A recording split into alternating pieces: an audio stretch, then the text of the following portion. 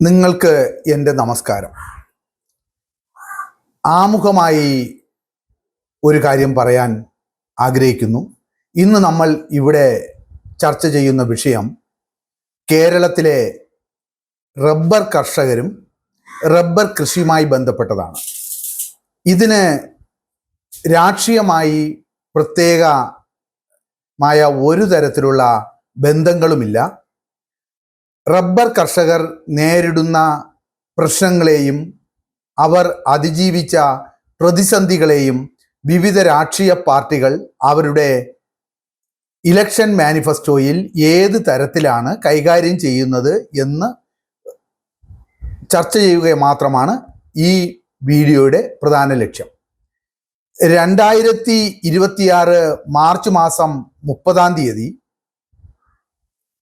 Indian national കോൺഗ്രസിൻ്റെ ബഹുമാന്യനായ നേതാവ് ശ്രീ രാഹുൽ ഗാന്ധി കോട്ടയത്ത് നടത്തിയ ഒരു പ്രസ്താവനയാണ് ഇതിൻ്റെ ആമുഖമായി പറയാനുള്ളത്.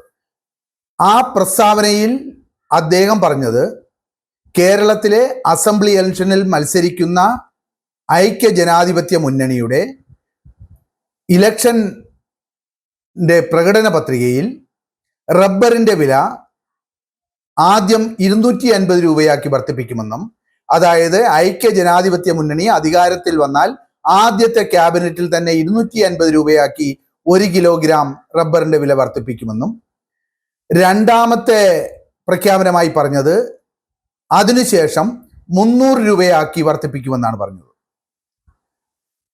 ഇടതുപക്ഷ ജനാധിപത്യ മുന്നണി പ്രസിദ്ധീകരിച്ച ഇലക്ഷൻ മാനിഫെസ്റ്റോയിലും റബ്ബറിന്റെ വില 300 രൂപയാക്കുമെന്ന് പ്രഖ്യാപിച്ചിട്ടുണ്ട്.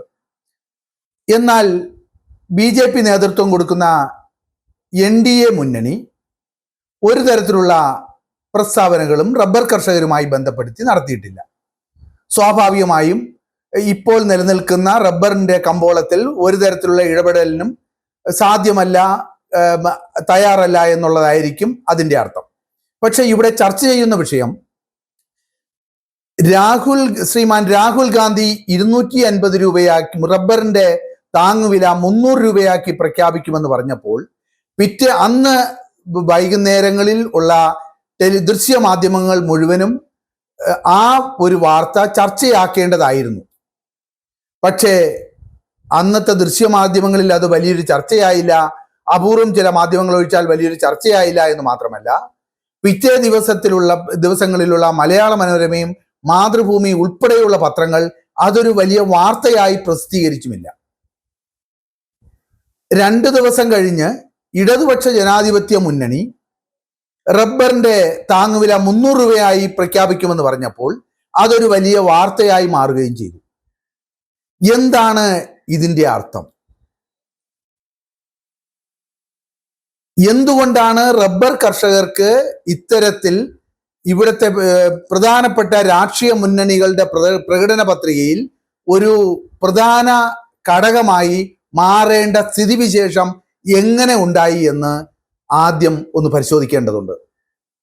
അന്താരാഷ്ട്ര മാർക്കറ്റിലും ഇന്ത്യൻ കമ്പോളത്തിലും ഒരു ഭാഗ്യവിളയായി 2011 വരെ കണക്കാക്കിയിരുന്ന ഒരു വിളയായിരുന്നു സ്വാഭാവിക റബ്ബർ. സ്വാഭാവിക റബ്ബറിന് 1991 വരെ ഇന്ത്യയിലെ കർഷകർക്ക് അവർക്ക് മാർക്കറ്റ് പ്രൊട്ടക്ഷൻ ലഭിച്ചിരുന്നു. മാർക്കറ്റ് പ്രൊട്ടക്ഷൻ അല്ലെങ്കിൽ ആഭ്യന്തര കമ്പോളത്തിൽ വിദേശത്തു നിന്നുള്ള റബ്ബറിന്റെ ഇറക്കുമതിയെ പൂർണ്ണമായും നിരോധിച്ചിരുന്നു. അതുകൊണ്ടാണ് സ്വാതന്ത്ര്യലബ്ധിക്ക് ശേഷം സ്വാഭാവിക റബ്ബറിന്റെ ഏരിയയിൽ ഗണ്യമായ വർധന ഉണ്ടായതുകയും സ്വാഭാവിക റബ്ബറിന്റെ ഉൽപാദനക്ഷമതയിൽ കാര്യമായ പുരോഗതി വരികയും ഒക്കെ ചെയ്തു. അതോടൊപ്പം തന്നെ കർഷകർ ഉയർന്ന തരത്തിലുള്ള നടീൽ വസ്തുക്കൾ ഉപയോഗിക്കുകയും RRI 105 പോലുള്ളതും 400 സീരീസിൽപ്പെട്ട നടീൽ വസ്തുക്കൾ ഉപയോഗിക്കുകയും റബ്ബറിന്റെ ഉൽപാദനക്ഷമത വർദ്ധിപ്പിക്കുകയൊക്കെ ചെയ്തു.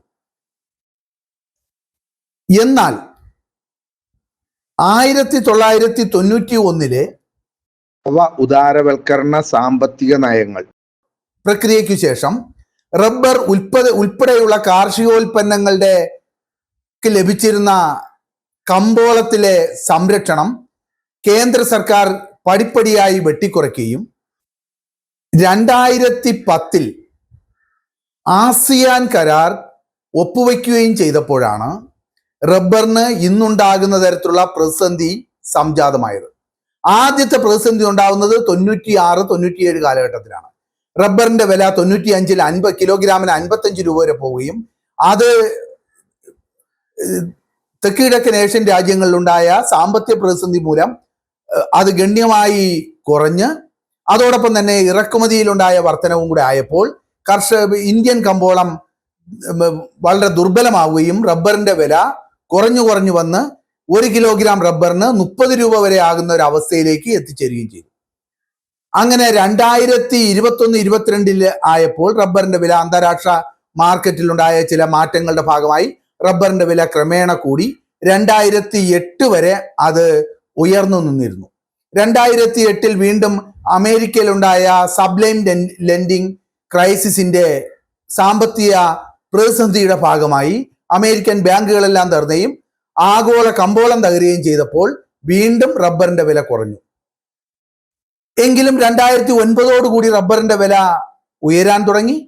ഇവിടെ പ്രധാനമായും ചർച്ച ചെയ്യേണ്ടത് ന്യായമായ വില ഏകദേശം 5 പതിറ്റാണ്ടുകളോളം റബ്ബർ കർഷകർക്ക് ലഭിച്ചിരുന്നത് ഇല്ലാതെയാക്കിയതിന്റെ ഉത്തരവാദിത്വം 1991 മുതൽ 2010 വരെ കേന്ദ്രം ഭരിച്ചിരുന്ന സർക്കാരുകൾക്കാണ്. അതിൽ കോൺഗ്രസ് നേതൃത്വം കൊടുത്ത സർക്കാരുമുണ്ട്, അതോടൊപ്പം തന്നെ BJP നേതൃത്വം കൊടുത്തിരുന്ന സർക്കാരുകളുമുണ്ട്. 2010 ആസിയാൻ കരാർ നടപ്പിലാക്കിയതോടുകൂടിയാണ് ഏകദേശം 240 രൂപ വരെ 2011 1 കിലോഗ്രാം റബ്ബറിന് വില ലഭിച്ചിരുന്നെങ്കിൽ 2012-13 കൂടി റബ്ബറിന്റെ വില കുത്തനെ ഇടിയാൻ തുടങ്ങി. റബ്ബർ കർഷകർക്ക് ന്യായമായ വില കിട്ടില്ല എന്ന് വന്നപ്പോൾ സ്വാഭാവികമായും റബ്ബർ പോലുള്ള ഒരു വിള അത് നട്ട് കഴിഞ്ഞതിന് ശേഷം ഈ 8ാമത്തെ വർഷം മുതലാണ് അതിന്റെ വിളവെടുപ്പ് തുടങ്ങുന്നത്. 8ാമത്തെ വർഷത്തിൽ വിളവെടുപ്പ് തുടങ്ങിയാൽ പിന്നെ ഒരു 20 വർഷം വരെ അതിന്റെ വിളവെടുപ്പ് തുടരാം. അതായത് ദീർഘകാല വിളയായ റബ്ബറിൽ ആളുകൾ മുതൽ മുടക്കണമെന്നുണ്ടെങ്കിൽ അതിന് ഭാവിയിൽ ന്യായമായ വില കിട്ടുമെന്ന് അവർക്ക് ഉറപ്പുവരുത്തണം. ഇതാണ് ആസിയാൻ കരാറോടുകൂടി ഇല്ലാതെയായത്. ആസിയാൻ കരാർ ഒപ്പുവെക്കുമ്പോൾ ഇന്ത്യയിലെ പ്രധാനപ്പെട്ട എല്ലാ ഇടതുപക്ഷ പാർട്ടികളും ഒന്നടങ്കം ആവശ്യപ്പെട്ടിരുന്നു ആസിയാൻ കരാർ, അതായത് association for south east Asian countries. ആ ആസിയാൻ കരാറിൽ സൗത്ത് ഈസ്റ്റ് ഏഷ്യയിലുള്ള വിയറ്റ്നാം, തായ്ലൻഡ്, മലേഷ്യ, ഇന്തോനേഷ്യ തുടങ്ങിയ പ്രധാനപ്പെട്ട രാജ്യങ്ങളെല്ലാം തന്നെ അവരുടെ പ്രധാനപ്പെട്ട വിളകളിൽ ഒന്നാണ് റബ്ബർ. ഈ റബ്ബർ ഇന്ത്യയിലേക്ക് ഗണ്യമായി ഇറക്കുമതി ചെയ്യുമെന്നും ഈ രാജ്യങ്ങളുടെ ഉൽപാദനക്ഷമത ഇന്ത്യയിലെ റബ്ബറിനുണ്ട ഉൽപാദനക്ഷമതയ്ക്ക് തുല്യമോ അതിനേക്കാൾ നാമമാത്രമായി കൂടുതലോ ആയിരിക്കുന്ന ഒരു സാഹചര്യത്തിൽ ഇന്ത്യയിലേക്ക് ഗണ്യമായി ഇറക്കുമതി ഉണ്ടാകാനുള്ള സാധ്യതയുണ്ട്. അതുകൊണ്ട് ആസിയാൻ കരാറിൽ ഒപ്പിടുന്ന രാജ്യങ്ങൾക്ക് ഇമ്പോർട്ട് ഡ്യൂട്ടി കൊടുക്കാതെ ഇന്ത്യയിലേക്ക് ഇറക്കുമതി ചെയ്യാമെന്നുള്ള നിബന്ധന നിർത്തലാക്കണം, അത് ആസിയാൻ കരാറിൽ നിന്ന് പിൻവലിക്കണം എന്നും ആവശ്യപ്പെട്ടിരുന്നു.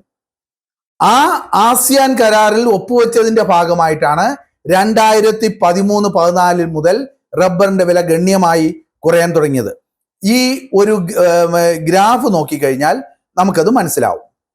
നോക്കൂ, റബ്ബറിന്റെ വില 2013 ശരാശരി വില 2012 208 രൂപയായിരുന്നത് അത് കുറഞ്ഞു വന്ന് 113 രൂപ വരെ എത്തി 2015-16 ആയപ്പോൾ.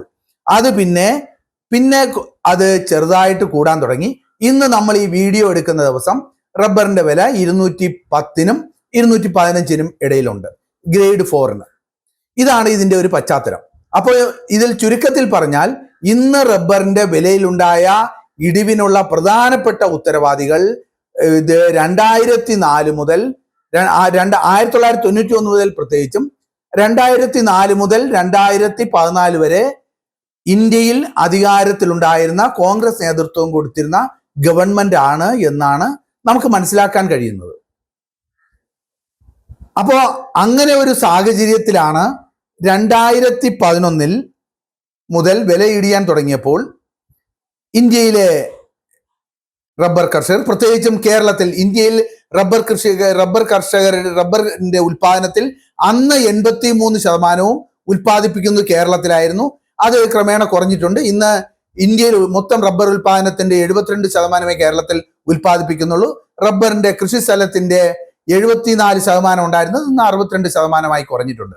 പക്ഷേ ഇപ്പോൾ പ്രഖ്യാപിച്ചിരിക്കുന്ന 300 രൂപ എന്ന് പറയുന്ന ഐക്യ ജനാധിപത്യ മുന്നണിക്ക് വേണ്ടി പ്രഖ്യാപിച്ച 300 രൂപ എന്തുകൊണ്ടോ പത്രങ്ങൾക്കുൾപ്പെടെ അതിലൊരു വിശ്വാസ്യക്കുറവുണ്ട് എന്നാണ് ആ വാർത്ത പ്രധാനപ്പെട്ട ഒരു വാർത്തയായി, പ്രത്യേകിച്ചും മധ്യ തിരുവിതാംകൂറിലും കണ്ണൂരിൽ ഇരട്ടി ഭാഗത്തും ഒക്കെയുള്ള പ്രധാന വിളകളായി കേരളത്തിലെ എല്ലാ ജില്ലകളിലും, ആലപ്പുഴ തുടങ്ങിയ 1-2 ജില്ലകൾ ഒഴിച്ചാൽ ബാക്കിയുള്ള പ്രധാനപ്പെട്ട എല്ലാ ജില്ലകളിലും പ്രധാന വിളയായി മാറി നിൽക്കുന്ന ഏകദേശം 10 ലക്ഷം ചെറുകിട നാമമാത്ര കർഷകർ, 1/2 ഏക്കറിനും 1 ഏക്കറിനും ഇടയിൽ കൃഷി ചെയ്യുന്ന കർഷകരുള്ള റബ്ബർ വിളയെ എന്തുകൊണ്ട് 300 രൂപ എന്ന് പറയുന്ന വില, 200 രൂപ കിട്ടിക്കൊണ്ടിരിക്കുന്ന ഒരു വിലയ്ക്ക് 300 രൂപയാക്കുമെന്ന് പറയുമ്പോൾ വാർത്തയായില്ല എന്ന് ചോദിച്ചാൽ, അതിന്റെ ഒരു ചരിത്രം പരിശോധിച്ചാൽ, റബ്ബറിന്റെ വിലയുടെ ഇടിഞ്ഞു തുടങ്ങിയ 2013-14 245 രൂപയോളം എത്തിയിരുന്ന വില 113-115 രൂപയായപ്പോൾ അന്ന്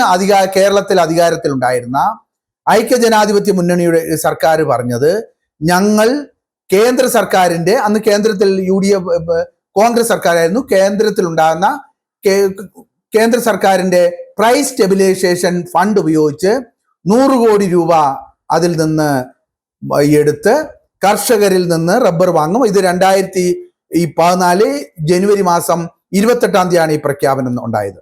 പക്ഷെ ആ പ്രഖ്യാപനത്തിൽ ഒരു തരത്തിലുള്ള ഇടപെടലും നടന്നില്ല. റബ്ബറിന്റെ വില 110-115 തന്നെ തുടർന്നു. അതിനുശേഷം 2014 ബഡ്ജറ്റിൽ 10 കോടി രൂപ ഐക്യ ജനാധിപത്യ മുന്നണി മാറ്റിവെച്ചു. അത് 2014 ഫെബ്രുവരിയിലാണ് സംഭവിച്ചത്. അന്ന് പറഞ്ഞിരുന്നത് റബ്ബറിന് 171 രൂപ മിനിമം ഫ്ലോർ പ്രൈസ് കൊടുത്ത്, മിനിമം വില കൊടുത്ത് വാങ്ങുമെന്നായിരുന്നു. അന്ന് റബ്ബറിന്റെ 2014 റബ്ബറിന് വില 140 രൂപ, ഗ്രേഡ് 4-ന് 140 രൂപയ്ക്കും 150 രൂപയ്ക്കും ഇടയ്ക്കായിരുന്നു. പക്ഷേ അന്ന് market fed, rubber producers society, ഈ സംഘടനകൾക്കെല്ലാം റബ്ബർ സംഭരിക്കുന്നതിനുള്ള ഉത്തരവാദിത്തം നൽകിയെങ്കിലും ഫലത്തിൽ ഒരു തരത്തിലുള്ള നടപടികളും ഉണ്ടായില്ല. അത് കർഷകരിൽ വലിയ നിരാശയുണ്ടാക്കി. അതിനുശേഷമാണ് 2014 ഒക്ടോബറിൽ കൂടിയ ഐക്യ ജനാധിപത്യ മുന്നണി സർക്കാരിന്റെ ക്യാബിനറ്റ് യോഗത്തിൽ റബ്ബറിന്റെ ഫ്ലോർ പ്രൈസ് 176 രൂപ, 5 രൂപയുടെ കൂട്ടി 176 രൂപയാക്കുമെന്ന് പ്രഖ്യാപിച്ചു. പക്ഷേ ഒരു തരത്തിലുള്ള പ്രൊക്യൂർമെന്റും റബ്ബർ കർഷകരിൽ നിന്ന് റബ്ബർ വാങ്ങാനുള്ള നടപടികളൊന്നും ഉണ്ടായില്ല. ആ ഒരു സാഹചര്യത്തിലാണ് 2014 ഡിസംബർ മാസം 18-ാം തീയതി മറ്റൊരു തീരുമാനം ഇതേ ക്യാബിനറ്റ് തന്നെ കൈക്കൊണ്ടു. ആ ക്യാബിനറ്റിന്റെ തീരുമാനം ഇതായിരുന്നു: റബ്ബറിന്റെ റബ്ബറിൽ നിന്ന് പിരിക്കുന്ന സെയിൽ ടാക്സ് വേണ്ട എന്ന് വച്ചിട്ട് ആ വാങ്ങുന്ന ടയർ കമ്പനികൾ ആ സെയിൽ ടാക്സ് കൂടെ കർഷകർക്ക് കൊടുത്ത് വാങ്ങണം എന്ന തീരുമാനമെടുത്തു.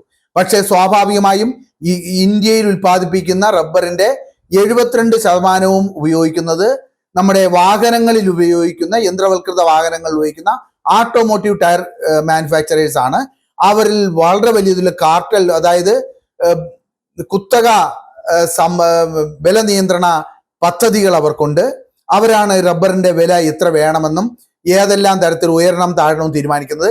ഈ പ്രഖ്യാപിച്ച സെയിൽ ടാക്സ് ഫലത്തിൽ ഈ കുത്തക കമ്പനികളുടെ ലാഭം ആയി മാറുകയാണ്. കർഷകർക്ക് അതുകൊണ്ട് ഒരു തരത്തിലുള്ള പ്രയോജനവും ഉണ്ടായില്ല.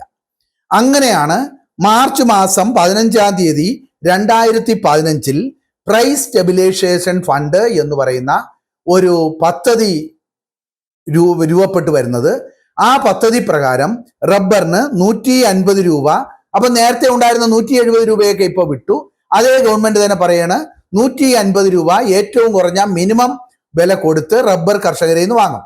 റബ്ബറിന്റെ കമ്പോളത്തിൽ 140 രൂപയുള്ളെങ്കിൽ 10 രൂപ അധികം കൊടുത്ത് റബ്ബർ ഉൽപാദക സഹകരണ സംഘങ്ങൾ വഴി റബ്ബർ ബോർഡിന്റെ സഹകരണത്തോടു കൂടി റബ്ബർ വാങ്ങുമെന്നാണ്. 150 രൂപ കൊടുത്ത് വാങ്ങും. അങ്ങനെ 26 രൂപ വീണ്ടും കുറച്ച് 176 നിന്ന് 26 രൂപ കുറച്ച് 2015 മുതൽ മാർച്ചിൽ ഈ പദ്ധതി പ്രഖ്യാപിച്ചു. 2015 ജൂൺ മാസം മുതൽ ഈ പദ്ധതി നടപ്പിലാക്കി തുടങ്ങി. പക്ഷെ ഈ പദ്ധതിക്ക് വേണ്ടി പണമെല്ലാം മാറ്റിവെച്ചെങ്കിലും കാര്യമായ ഏതെങ്കിലും തരത്തിലുള്ള പുരോഗതി റബ്ബർ ഉൽപാദക സഹകരണ സംഘങ്ങൾ ഇത് കർഷകരിൽ നിന്ന് വാങ്ങുകയോ അല്ലെങ്കിൽ അതിന് അനുയോജ്യമായ ഫണ്ട് സർക്കാർ വകയിരുത്തുകയോ ഒന്നും ചെയ്താത്തതുകൊണ്ട് ഇതും ഏകദേശം ഒരു പരിധിവരെ ഇത് പേപ്പറിൽ തന്നെ ഒതുങ്ങി. ചെറിയ തരത്തിലുള്ള ഇംപ്ലിമെന്റേഷൻ ഈ പദ്ധതിയിൽ നടന്നു എന്ന് നമുക്ക് പറയാം. എന്നാൽ 2016 ഇടതുപക്ഷ ജനാധിപത്യ മുന്നണി അധികാരത്തിൽ വന്നപ്പോൾ റബ്ബറിന്റെ താങ്ങുവില 150 രൂപയായി പ്രഖ്യാപിച്ചു. അതങ്ങനെ തന്നെ നിന്നു. അതിനേക്കാൾ പ്രധാനം 500 കോടി രൂപ ബഡ്ജറ്റിൽ ഈ റബ്ബർ കർഷകരിൽ നിന്ന് റബ്ബറിന് മിനിമം വില കൊടുത്തു വാങ്ങുന്നതിന് വേണ്ടി മാറ്റിവെക്കുകയും ചെയ്തു. ഇത് ശക്തമായി നടപ്പിലാക്കിയതിന്റെ ഭാഗമായി റബ്ബർ കർഷകർക്ക് വീണ്ടും ആത്മവിശ്വാസം ഉണ്ടാവുകയും റബ്ബർ കർഷകരും റബ്ബറിനെ ആശ്രയിച്ച് ജീവിക്കുന്ന ടാപ്പിംഗ് തൊഴിലാളി ഉൾപ്പെടെയുള്ളവർ ഈ മേഖലയിലെ കൂടുതൽ ആശ്രയിക്കാൻ തുടങ്ങി. അങ്ങനെ നമ്മൾ ഇന്ന് സംസാരിക്കുന്ന ഈ വീഡിയോ എടുക്കുന്ന ദിവസം വരെ ആകുമ്പോൾ ഏകദേശം 2200 കോടിയോളം രൂപ കേരള സർക്കാർ 2025 നവംബർ വരെയുള്ള കാലഘട്ടത്തിലേക്ക് 2025 നവംബർ വരെയുള്ള കാലഘട്ടത്തിലേക്ക് ആയപ്പോൾ ഈ മേഖലയിൽ ചെലവഴിച്ചു. ഈ മേഖലയിൽ ചെലവഴിച്ചു എന്നതിൽ പല ഘട്ടങ്ങളായി നടപ്പിലാക്കി. 150 രൂപയായിരുന്ന ഫ്ലോർ പ്രൈസ് 2021 ആയപ്പോൾ അത് 170 രൂപയാക്കി പ്രഖ്യാപിക്കുകയും 2025 ആയപ്പോൾ നവംബർ മാസത്തിൽ അത് 200 രൂപയാക്കി വർദ്ധിപ്പിക്കുകയും ചെയ്തു. വർദ്ധിപ്പിച്ചത് മാത്രമല്ല, ഓരോ വർഷവും നടപ്പിലാക്കുന്ന rubber producers incentive scheme, rubber ഉൽപാദന പ്രോത്സാഹന പദ്ധതിയുടെ ഭാഗമായി റബ്ബറിന്റെ വില മാർക്കറ്റിൽ 150 രൂപയാണെങ്കിൽ 2022-23 വരെ 170 രൂപ കൊടുത്ത് കർഷകരിൽ നിന്ന് വാങ്ങി അത് കൃത്യമായി അവരെ അക്കൗണ്ടിൽ എത്തിച്ചു കൊടുക്കുന്ന ഒരു സംവിധാനം ഇപ്പോഴുള്ള ഗവൺമെന്റ് 2016 മുതലുള്ള ഗവൺമെന്റ് അനുവർത്തിച്ചു വന്നതിന്റെ ഭാഗമായി കർഷകർക്ക് വിശ്വാസമുണ്ടായി. അങ്ങനെ ആ വിശ്വാസം കൂടുതൽ ശക്തിപ്പെട്ടു വന്നപ്പോൾ 2023-24 170 രൂപ എന്ന് പറയുന്ന ഫ്ലോർ പ്രൈസ് 180 രൂപയാക്കി വർദ്ധിപ്പിച്ചു. 10 രൂപ വീണ്ടും കൂട്ടി. പക്ഷെ ഇതിന്റെ പ്രത്യേകത എന്താണെന്ന് ചോദിച്ചാൽ, ഈ 180 രൂപ സംസ്ഥാന സർക്കാർ ഫ്ലോർ പ്രൈസായി പ്രഖ്യാപിക്കുമ്പോൾ റബ്ബർ വാങ്ങുന്ന ടയർ മാനുഫാക്ചറേഴ്സുകൾക്ക് ഏറ്റവും കുറഞ്ഞത് 180 രൂപ കൊടുത്തെങ്കിലും റബ്ബർ വാങ്ങേണ്ടി വരുന്നു. റബ്ബറിന്റെ മാർക്കറ്റിലെ വില 180-ൽ കുറയാതിരിക്കാൻ ഈ 180 രൂപ എന്ന് പറയുന്ന സ്കീം വളരെയധികം സഹായിച്ചിട്ടുണ്ട്. അല്ലെങ്കിൽ അത് 110-120 ആയതിനെ. മറ്റൊരു പ്രത്യേകത, കേരളത്തിലെ ഗവൺമെന്റ് ആണ് ഇത് പ്രഖ്യാപിച്ചതെങ്കിലും റബ്ബറിന്റെ കമ്പോളം അന്താരാഷ്ട്ര കമ്പോളം ആയതുകൊണ്ട് തന്നെ ത്രിപുരയിലെ, കേരളം കഴിഞ്ഞാൽ ഏറ്റവും കൂടുതൽ റബ്ബർ കൃഷി ചെയ്യുന്ന സംസ്ഥാനം ത്രിപുരയാണ്. ത്രിപുരയിലെ കർഷകർക്കും ഈ കേരള ഗവൺമെന്റ് പ്രഖ്യാപിക്കുന്ന ഫ്ലോർ പ്രൈസിന്റെ ആനുകൂല്യം മറ്റൊരു തരത്തിൽ ലഭ്യമാകുന്നുണ്ട്. അവിടെയും ടയർ കമ്പനികളുടെ നിന്ന് റബ്ബർ വാങ്ങുമ്പോൾ കർഷകർ പറയും ഇന്ത്യയിലെ റബ്ബറിന്റെ വില 180 രൂപയാണ്, കോട്ടയം മാർക്കറ്റ് 180 രൂപയാണ്, അതുകൊണ്ട് 180 രൂപ കൊടുത്തും അല്ലെങ്കിൽ അതിൽ നിന്ന് 1-2 രൂപ പരമാവധി താഴ്ത്തി കൊടുത്തേ ത്രിപുരയിൽ നിന്ന് റബ്ബർ വാങ്ങാൻ കഴിയുന്നുള്ളൂ. ഈ ഒരു പശ്ചാത്തലത്തിൽ നടന്ന കർഷകരുടെ അനുഭവത്തിന്റെ അടിസ്ഥാനത്തിലാണ് 2025 നവംബർ മാസം മുതൽ റബ്ബറിന്റെ വില 200 രൂപയാക്കി ഫ്ലോർ പ്രൈസ് തറവില 200 രൂപയാക്കി പ്രഖ്യാപിച്ചത്. എന്നാൽ റബ്ബറിന് 200 രൂപയിൽ കൂടുതൽ മാർക്കറ്റിൽ വില നിൽക്കുന്നതുകൊണ്ട് കർഷകർ ഈ ആനുകൂല്യം എടുക്കുന്നില്ല. എപ്പോഴാണോ ഈ വില കുറയുന്നത് അന്ന് കർഷകർ കൂടുതലായി വന്ന് ഈ ആനുകൂല്യം എടുക്കും. ഇപ്പോൾ പ്രഖ്യാപിച്ചിരിക്കുന്നത് റബ്ബറിന്റെ വില 300 രൂപയാക്കി വർദ്ധിപ്പിക്കുമെന്ന് പറഞ്ഞാൽ ടയർ കമ്പനികൾ ഇനി 300 രൂപയാക്കി റബ്ബർ വാങ്ങേണ്ടി വരും. കാരണം ഇത് പ്രഖ്യാപിച്ചിരിക്കുന്ന ഇടതുപക്ഷ ജനാധിപത്യ മുന്നണിയുടെ ഗവൺമെന്റ് ആയതുകൊണ്ട് ടയർ കമ്പനികൾക്കറിയാം ഇത് ഒരു തരത്തിലുള്ള വിലപേശലും ഇവിടെ സാധ്യമല്ല. റബ്ബറിന് 300 രൂപ കൊടുത്ത് തന്നെ റബ്ബർ വാങ്ങേണ്ടി വരും. ഇത് കേരളത്തിലെ എല്ലാ ജില്ലകളിലുമുള്ള റബ്ബർ കർഷകർക്ക്, പ്രത്യേകിച്ചും 10 ലക്ഷത്തോളം വരുന്ന റബ്ബർ കർഷകരും ടാപ്പിംഗ് തൊഴിലാളികൾക്കും ഇത് വലിയൊരു അനുഗ്രഹമാകും. അങ്ങനെ റബ്ബർ മേഖല വീണ്ടും ശക്തിപ്പെടും എന്നാണ് നമ്മൾ മനസ്സിലാക്കേണ്ടത്. പക്ഷെ ഇവിടെ ഒരു കാര്യം കൂടെ ഞാൻ ഈ വീഡിയോയിൽ പരാമർശിക്കാൻ ഉദ്ദേശിക്കുന്നു. റബ്ബർ മേഖലയിൽ 1991 മുതൽ പ്രത്യേകിച്ചും 2010 ആസിയാൻ കരാറിന് ശേഷം ഉണ്ടായ മാറ്റം നമ്മൾ കാണാതിരുന്നുകൂടാ.